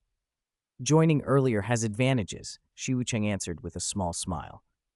When you graduate, competition inside the pavilion will be fiercer. For example, Feng Xiaoqin told the pavilion master he'll join as soon as he graduates. If there are only a few mid to high level positions when many people join, it could be hard to secure one.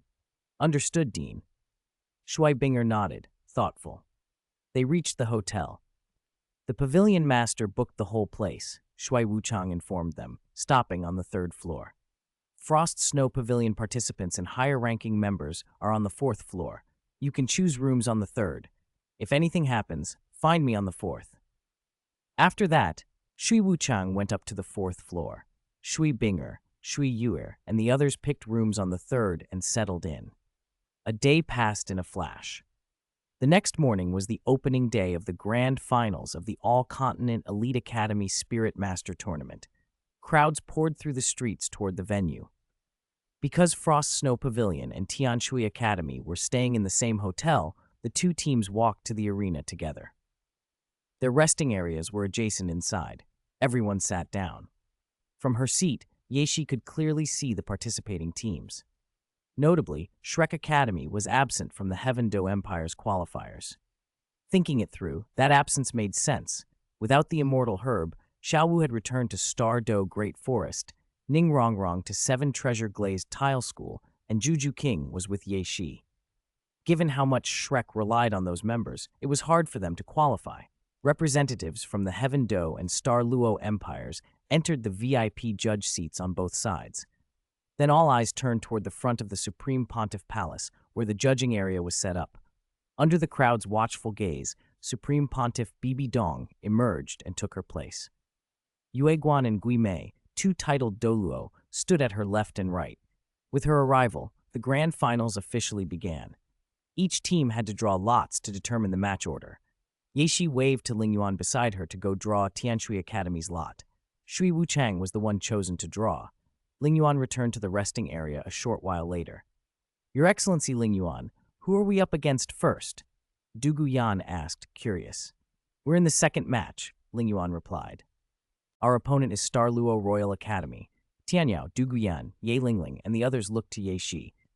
Tianyao, any issues with Star Luo Royal Academy? Someone asked. Ye Shi glanced at Tianyao. No problem. Star Luo's only real threat is their spirit fusion, Hell White Tiger.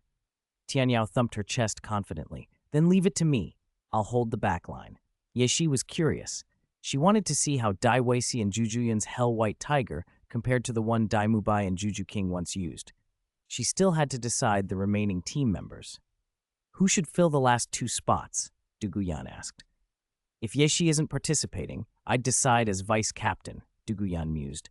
But since you are, Yang Yan and Yang Miao, Ye Shi decided after a moment. With the lineup set, everyone prepared for their matches. On the other side, Shui Binger, Shui Yue, and their teammates rose. We're in the first match, Shui Binger told Ye Shi. Our opponent is Blazing Academy. Tianshui Academy versus Blazing Academy. Interesting, Ye Shi murmured. leaning her arm on the chair and propping her head on her hand as she watched the arena below. Xiaoxi, who do you think has the better chance? Du Guyan asked, curious.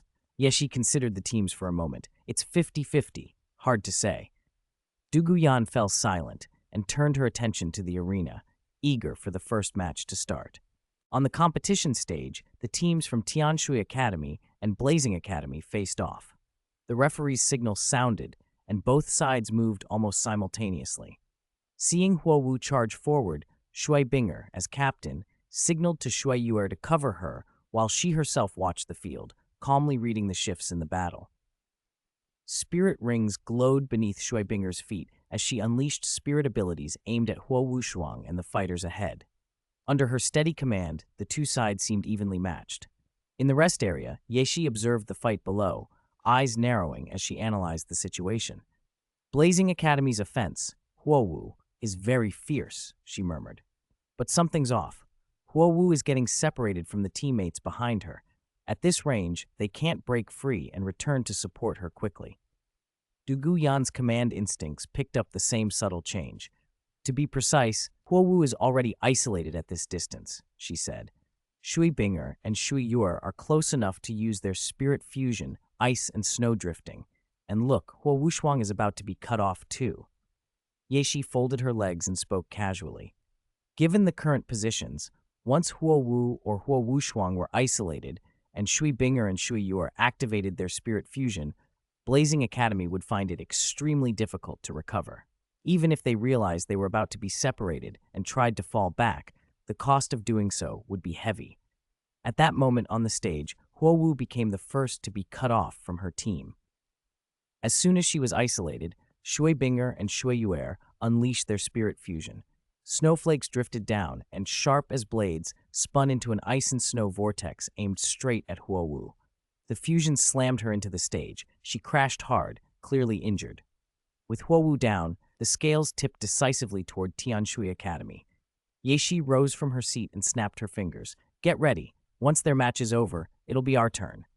Tian Yao, Du Guyan, Ye Lingling, Yang Yan, Yang Miao, and the others stood as well, preparing to go on. Soon the match ended and the referee's voice echoed across the arena. Winner, Tianshui Academy. The next match, Chiyu Academy versus Xingluo Royal Academy. Yeshi snapped her fingers again. Let's go. She led her team to the competition area with Tian Yao, Du Guyan, Ye Lingling, and the others following. On stage, Ye Shi and Ye Lingling took positions at the very rear. Du Guyan stood in the middle and the rest lined up at the front. Xingluo Royal Academy's team also stepped up. Captain Dai Weisi kept glancing at Ye Shi's team with an uneasy expression. Beside him, Zhu Juyan leaned in and whispered, How should we fight them? This won't be easy. The gap is obvious, Dai Weisi admitted, rubbing his temples. If Ye Shi hadn't personally entered the arena, they might have had a chance. While Xingluo didn't have a spirit king, the spirit fusion between Dai Weisi and Zhu Juyan was nearly on par with one. But Ye Shi was a spirit king, one of the very best. Just do our best, he decided, voice low. As the referee called the match, both sides released their spirits almost at once. The only one who didn't move was Ye Shi, who stood beside Ye Lingling. Tian Yao released her spirit, the Golden Crocodile King, and the Slaughter God domain radiated outward from her, full power from the outset. This is a domain, Dai Weisi frowned, exchanging a look with Zhu Juyan. In response, they both reached out together and unleashed their spirit fusion, Hell White Tiger. The enormous spectral tiger charged straight for Tian Yao. The other fighters also engaged their chosen opponents. The Hell White Tiger from Dai Weisi and Zhu Juyan seems larger, with a stronger aura than Dai Mubai and Juju King's version, Ye Shi observed under her breath.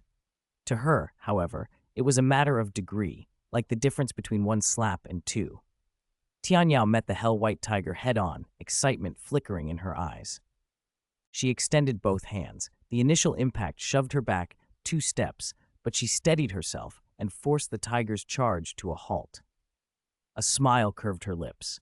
With her hands clenched into fists and the Slaughter God domain amplifying her strength, she delivered a crushing blow to the tiger's head, sending it slamming onto the stage. Recalling her previous encounter with a Hell White Tiger, Tian Yao seized its tail as it fell. Power surged from her arm. She swung the tiger's body again and again against the stage. Bang, bang, bang, the echoes thundered across the arena and even made the platform shudder. Victory looks almost certain, Yeshi said softly, glancing over the other fights. Even the weakest members, Yang Yan and Yang Miao, were holding their own. Ye Lingling beside her nodded in agreement. Then, mid-swing, the hell-white tiger disintegrated. Tianyao's hands met empty air. Instinctively, she reached, and her third spirit ring flashed, unleashing an attack on the figures plummeting from the shattered fusion. A mournful scream rang out across the stage.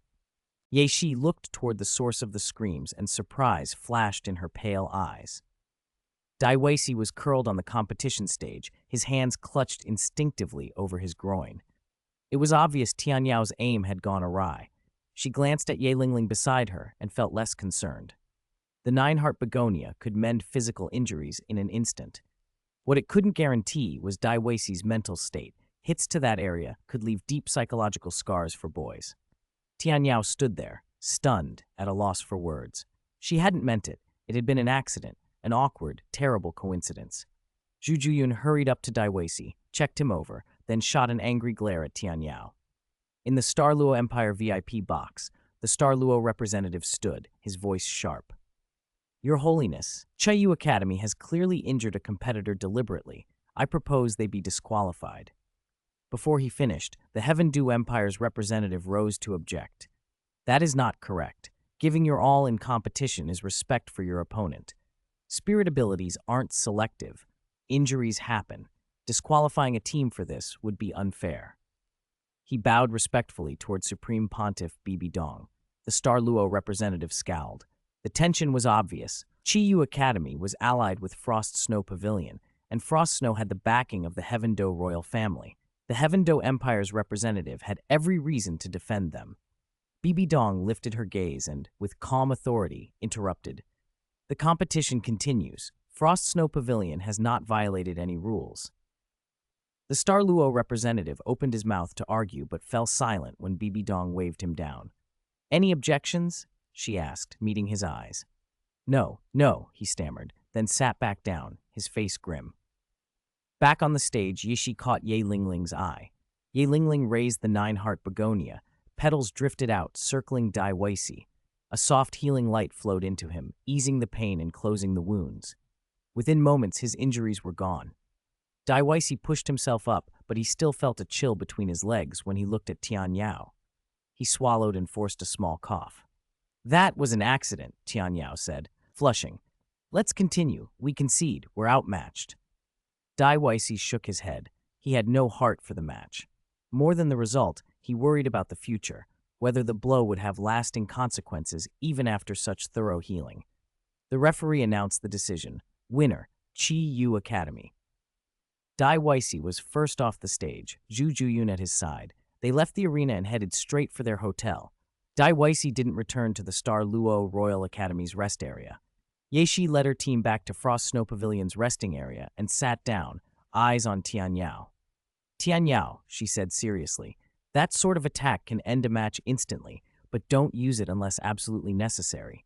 Hitting below the belt is cruel. Psychological damage can be worse than physical. Tianyao rubbed the back of her head, embarrassed. Young miss, it really was an accident. I just reacted without thinking. Yeshi nodded and turned her attention back to the stage. The rest of the team resumed watching the matches, but after a few more bouts, Yeshi checked the time and stood. I'll leave things with you all here. I have something to take care of. Ling Yuan followed as she left the venue, and they walked down the busy street. Yeshi scanned the shops along the way. Ling Yuan, let's stop for pastries, then return to the hotel. All right, young miss, Ling Yuan replied, staying half a step behind. They bought 2 portions of pastries and 2 drinks and went back to the hotel. In the 4th-floor lobby, Qian Renshui sat quietly reading. Yeshi set the pastries and drinks in front of her. Sister, I brought something. Try it. Qian Renshui marked her page and smiled when she saw the treats. Chapter 237, Dai Weishi's Little Scheme. Yeshi leaned back in her seat, picked up the drink in front of her, and took a small sip. The first round of elimination matches are over. There's no point in watching anymore. It's better to come back and keep Big Sister company, Qian Renshui said. Yeshi smiled casually. What about the later matches? Qian Renshui reached for a pastry, popped it into her mouth, and chewed slowly. With Tian Yao there, getting to the finals shouldn't be a problem. So I won't watch until the finals, Yeshi said. Unless they lose, Qian Renshui added. Yeshi's voice went soft, and she turned to look at Ling Yuan. Ling Yuan, send someone to keep an eye on Dai Weisi. I'm worried he might try something. Her expression was serious. Injuries during matches were normal, but the location of Dai Weisi's injury was unusual. If anything went wrong, he might resort to underhanded tactics. Ling Yuan bowed slightly. Yes, young miss. Ling Yuan slipped away to carry out the instruction. After she left, Qian Renshui asked, What's wrong with Dai Weisi? Normally, Dai Weisi wouldn't do anything against Frost Snow Pavilion, Yeshi replied. She then recounted what had happened in the arena. After listening, Qian Renshui stared at the match area for a moment, a puzzled look on her face. She soon put it aside and sighed, returning to her pastry. Being cautious is never wrong. If he doesn't try anything, that's best, but if he does, we'll be ready. Yeshi set her drink down and spoke quietly. Well said. Qian Renshui smiled, offered a pastry to Yeshi, and Yeshi accepted it with a warm look in her blue eyes. Elsewhere, in a luxurious suite, Dai Weisi sat by the bed, lost in thought. Juzuyun, her cheeks still flushed, sat up, grabbed a blanket, and wrapped it around herself. Weisi, what are you thinking about? She asked. Haven't you felt it? Dai Weisi muttered. After Nineheart Begonia treated the injury, it's fine, but I can't swallow this indignity. Jujuyun laid a hand on his shoulder. Her voice was gentle. It's healed, but... He cut in softly, gloom shadowing his eyes. As the first in line for succession to the Star Luo Empire, he'd been publicly humiliated. Even though he'd been treated, the shame remained. The people we brought to Spirit City aren't enough against Frost Snow Pavilion, are they? Juzuyun frowned. Among those they'd brought for the grand competition, the strongest were 2 8-ring Spirit Douluo, and that level of power wasn't enough to match Frost Snow Pavilion's side. I know. I don't want a direct confrontation with Frost Snow Pavilion, Dai Weisi said after a moment. I just want to vent a little. Juzuyun raised an eyebrow.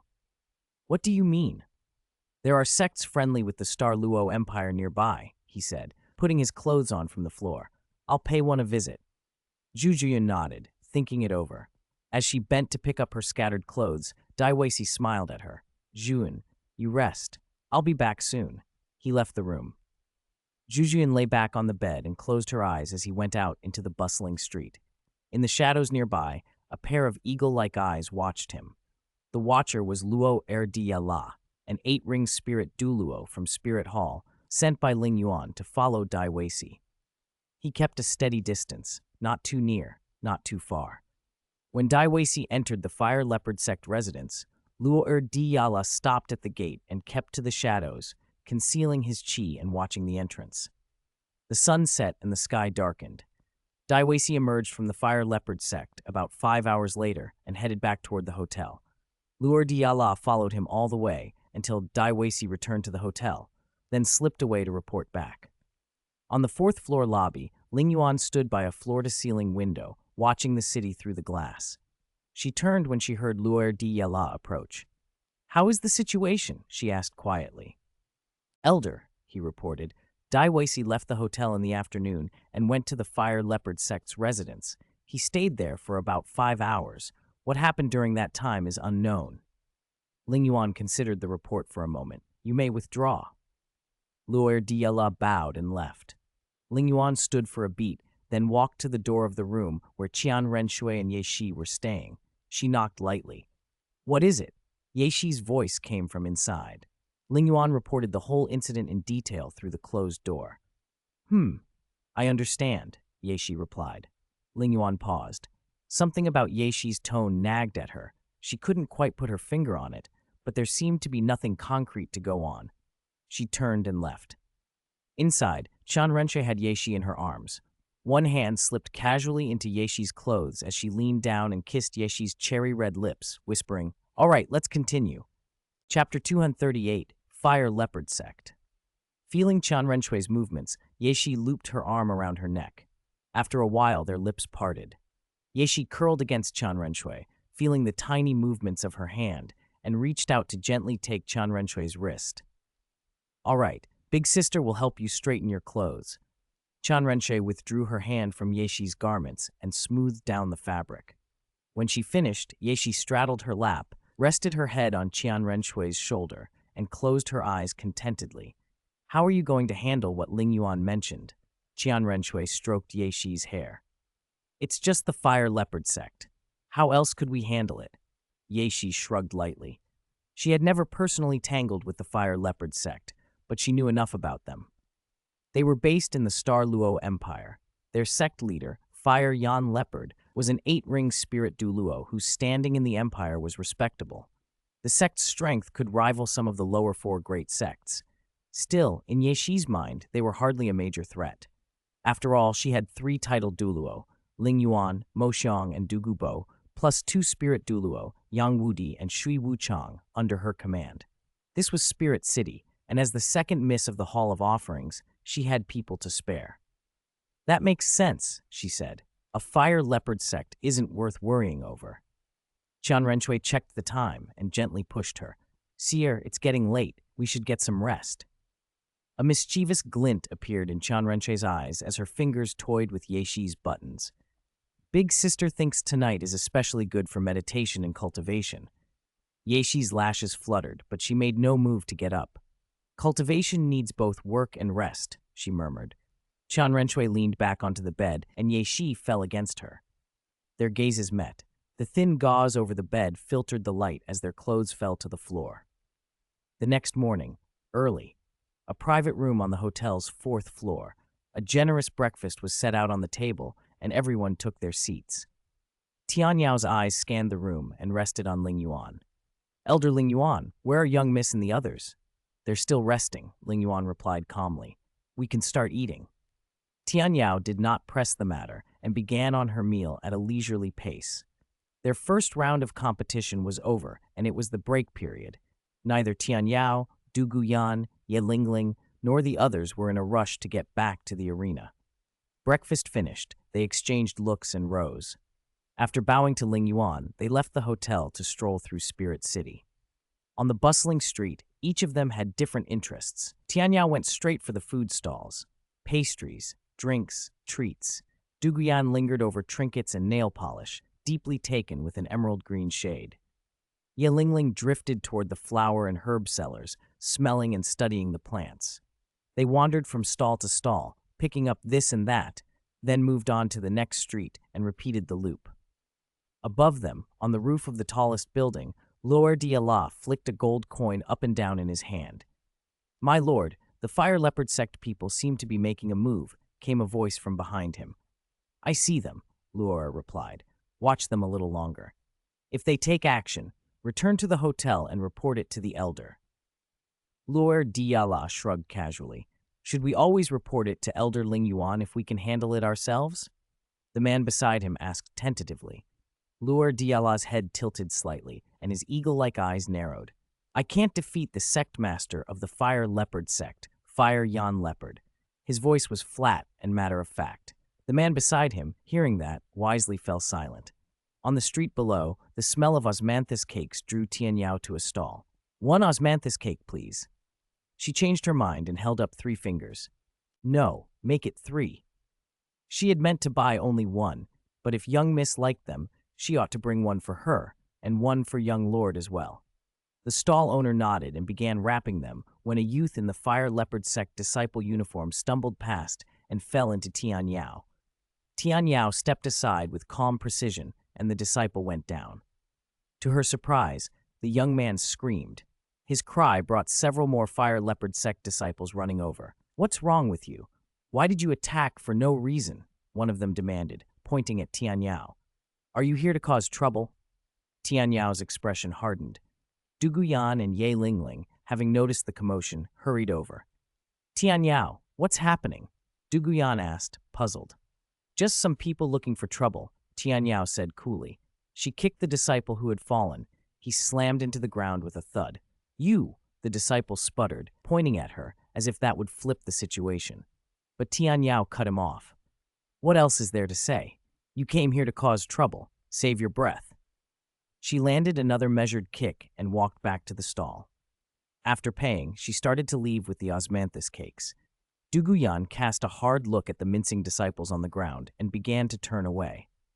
Then a slow, deliberate clap sounded from behind them. A large, burly figure stepped forward through the crowd. Fire Yan Leopard himself, the sect master of the Fire Leopard sect, looming over Tian Yao and the others. Chapter 239, Who Doesn't Have a Backer? At the sound of the applause, Tian Yao slowly turned and faced the newcomers. Under Fire Yan Leopard's paws, spirit rings lit up one by one. The final arrangement was 2 yellow, 2 purple, 4 black, 8 spirit rings. An 8-ring spirit Douluo, someone murmured. Duguyan's eyes widened in surprise. She stepped closer to Tian Yao and hissed, Tian Yao, when did you cross the Fire Leopard sect? They didn't even bother to find a proper excuse before coming to stir trouble, Duguyan added. Tian Yao shook her head decisively. I don't know, but it doesn't matter right now. She watched Fire Yan Leopard calmly. You assaulted my Frost Snow Pavilion's disciple for no reason. If you don't explain yourself, I don't think you'll be leaving here easily. Fire Yan Leopard halted a short distance away. Explain? He sneered. Do you even deserve one? You, a mere 8-ring spirit Douluo, think too highly of yourself. Tian Yao's expression didn't flinch. You want this young miss to give you an explanation? Fire Yan Leopard smirked and spread his aura without restraint. Ignorant junior, I know you're from Frost Snow Pavilion, but you should understand, your higher-ups aren't here to back you. Is that so? Tian Yao said coolly. Not at all, a voice cut in, and Luo Erdi dropped down from midair, his hand waving to block the roaring aura aimed at Tian Yao. Tian Yao's eyes flashed in surprise for a moment, then she pointed at Fire Yan Leopard. Luo Erdi, teach him a lesson. Luo Erdi's face was complicated. He wanted to obey Tian Yao and rough the Fire Yan Leopard up, but he knew he couldn't completely dominate him. At best, he could hold his own. Still, he lunged forward, and Fire Yan Leopard met him head-on. The 2 8-ring Douluo quickly became entangled in combat. Fire Yan Leopard had expected to give Tian Yao a warning and leave with the first Prince Dai Weishi and the others, then return to the Star Luo Empire. Offending Frost Snow Pavilion's distant leaders seemed unlikely to bring consequences. Their foundation lay far away in the Heaven Do Empire. But Luo Erdi sudden intervention upset his plan. As they clashed, Yeshi appeared on a nearby rooftop, flanked by 3 titled Douluo, Lingyuan, Moxiong, and Dugubo. Yeshi yawned as if half asleep and snapped her fingers. Have you 2 fought enough? Her voice was calm, but the 3 behind her released their spirits at once. The overwhelming aura of peak and titled Douluo bore down on Fire Yan Leopard, freezing him in place. Luo Erdi seized the moment, kicking Fire Yan Leopard so hard he flew, then rained down a volley of dense rain-like punches. Miss Ye? Duguyan called. Seeing Yeshi, Tian Yao tapped her foot and leapt onto the rooftop, landing beside her. You all right? Yeshi asked. We're fine. It was just those Fire Leopard people who started trouble for no reason, Tian Yao said, patting her chest. Good. Let's head down, Yeshi replied, and the 2 jumped off the roof together. They took seats at a stall, while Tian Yao produced drinks and freshly bought pastries from her spirit tool, setting them before Yeshi. Yeshi sipped and watched Fire Yan Leopard still being held down by Luo Erdi. Lingyuan, bring him here, she said. Lingyuan moved at once. Stop fighting for now. The young miss wants to see him. Luo Erdi halted and escorted the subdued Fire Yan Leopard to Yeshi, then fell back to stand behind Lingyuan. Yeshi looked him over with cool blue eyes. Sect Master Huo, you assaulted people from Frost Snow Pavilion. Do you think no one here will answer for them? Pavilion Master Ye, there must be some misunderstanding. Fire Yan Leopard, Sect Master Huo, stammered. We didn't start this, he began, but Tian Yao cut him off. Why don't you explain why you came to cause trouble for no reason? He tried to speak, but when he noticed Yeshi's gaze, he fell silent. Who started it doesn't matter anymore. Yeshi's tone left no room for debate. Even if Frost Snow Pavilion attacked first, what can you do? What can your Fire Leopard sect do? Fire Yan Leopard looked to Lingyuan, Moxiong, and Dugubo, the 3 titled Douluo towering behind Yeshi. Seeing their expressions, he shook his head, defeated.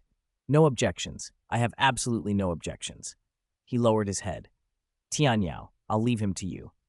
Yeshi paid him no further attention, returning to her tea and osmanthus cakes. Tian Yao stepped forward, raised her hand, and began to slap Fire Yan Leopard across the face. "You were very arrogant earlier," she said flatly. "You think this young miss doesn't have a backer? Try being arrogant one more time and see what happens." The slaps came quick and harsh, echoing in the street. Even so, a spirit Douluo's endurance was immense. After dozens of blows, only a faint palm mark remained. Every time Fire Yan Leopard moved, the three-titled Douluo fixed him with glances that made him think twice about acting. "Sometimes," Yeshi remarked to Ling Yuan, "it's better to have elders backing you up." Ling Yuan understood immediately. She slipped away silently toward the Supreme Pontiff Palace to inform the second offering about the incident. After all, Tian Yao was the granddaughter of the second offering, the Golden Crocodile. Chapter 240, The Elders Are Here to Support Us. After Ling Yuan stepped away, Yeshi sipped her drink slowly, her blue eyes fixed on the battered Fire Yan Leopard. She was weighing his value, what use this leader of the Fire Leopard sect might be to her. If he had no value, there was no reason she couldn't kill him on the spot. Yeshi tapped the table absently, deep in thought. Tian Yao, having apparently had her fill of pounding the Fire Yan Leopard, withdrew her hand and returned to Yeshi's side. The Fire Yan Leopard stayed where he was. Yeshi had not given the order to release him, and he dared not move. Even though Ling Yuan had stepped away for a moment, two titled Douluo still flanked Yeshi, Mo Xiong and Du Gubo, so the pressure on him had not eased. The room fell gradually quiet. The Fire Yan Leopard lifted his head and met Yeshi's gaze. What he saw there was plain, killing intent, and a cold deliberation. Panic prickled through him. Dai Weisi had promised that once they returned to the Star Luo Empire the next day, the Star Luo Empire would handle the Frost Snow Pavilion and his Fire Leopard sect would be safe. But here, in Spirit City, Dai Weisi's protection might be harder to guarantee. Even if Dai Weisi tried to defend him, the Frost Snow Pavilion might not grant him face. "Pavilion Master Ye," the Fire Yan Leopard managed with a stiff smile, "this young miss has calmed down." "And your thoughts on the matter?" he asked cautiously. Yeshi smiled faintly. "I think Sect Master Huo is an intelligent man." His mind raced. He understood the implication immediately. "Pavilion Master Ye, please accept a small token of apology." He produced a gold spirit card and set it on the table. Yeshi only glanced at it. A gold spirit card was for her nothing more than a number. If she needed resources, she could ask her sister, submit a list, and have Shui Qinghe approve it. She showed no interest in the paltry offerings. Seeing her expression, Sect Master Huo hesitated, then took out more items and placed them before her. Still Yeshi said nothing, merely watching him with an expectant look. Hesitating, the Fire Yan Leopard finally took a 1,000-year spirit bone from his robes and pushed it toward her. "Pavilion Master Ye, I've truly given all I have." He forced a bitter smile. Yeshi examined the bone briefly. Its quality was middling, better than nothing, but hardly worth much. At that moment, Ling Yuan returned and stood behind Yeshi, giving her a small nod. "Ling Yuan, put these away. Let's go back." Yeshi rose and walked past the Fire Yan Leopard. As she passed, she said softly, "Sect Master Huo, I look forward to our next meeting." Then she led her people toward the hotel. The Fire Yan Leopard watched her go, puzzled and uneasy. Look forward to the next meeting? If he had his way, he would never see her again. The kill intent in her eyes had been unmistakable. Had he not reacted quickly, the Fire Leopard sect might have needed a new sect master. In truth, Yeshi had spared him not because of the gifts, but because he still had some use. Even if he died, the spoils would go to her. Back at the hotel, Yeshi waved to Ling Yuan and headed to her room. She was tired and it was still early, perfect for catching up on sleep. Inside, Qian Renshui lay on the bed and was just opening her eyes. "Was everything settled?" Qian Renshui asked softly. "Yes," Yeshi replied. "It's handled. I'm going back to sleep for a bit." Yeshi eased onto the bed, pulled the covers back, curled up around Qian Renshui's soft waist until she found a comfortable position, and closed her eyes. Qian Renshui smiled at Yeshi's movements, and soon both of them drifted off. Meanwhile, elsewhere, the Fire Yan Leopard returned to his residence and sat cross-legged on the bed, beginning to treat his injuries. None were severe. A simple adjustment would suffice. Just as he finished, a A voice invaded his mind, cold and authoritative. "Come out." His eyes narrowed. He slipped out through the window and followed the voice to a secluded little hill. He swept his gaze across the area. "Who's there? Come out." A figure materialized not far off.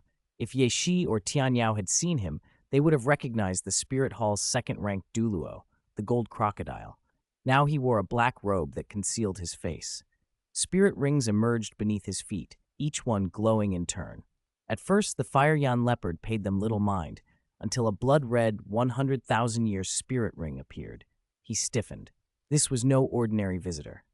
Did you bully my granddaughter this morning?" the gold crocodile demanded. The Fire Yan leopard swallowed. "Your Excellency, this morning, was it you who?" The gold crocodile sneered. "You're shameless, using your age to bully the young.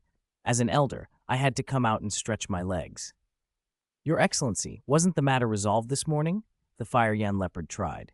"You thought the issue was settled?" The gold crocodile didn't answer with words. He stepped forward and with a casual wave struck the Fire Yan leopard's chest. The blow sent him flying. He had no chance to resist against such a disparity in strength. When the Fire Yan leopard lay bruised and swollen, the gold crocodile's gaze narrowed. "The matter isn't over. I'll come again tomorrow." He stepped forward. Not quickly, yet in a few flashes his figure vanished.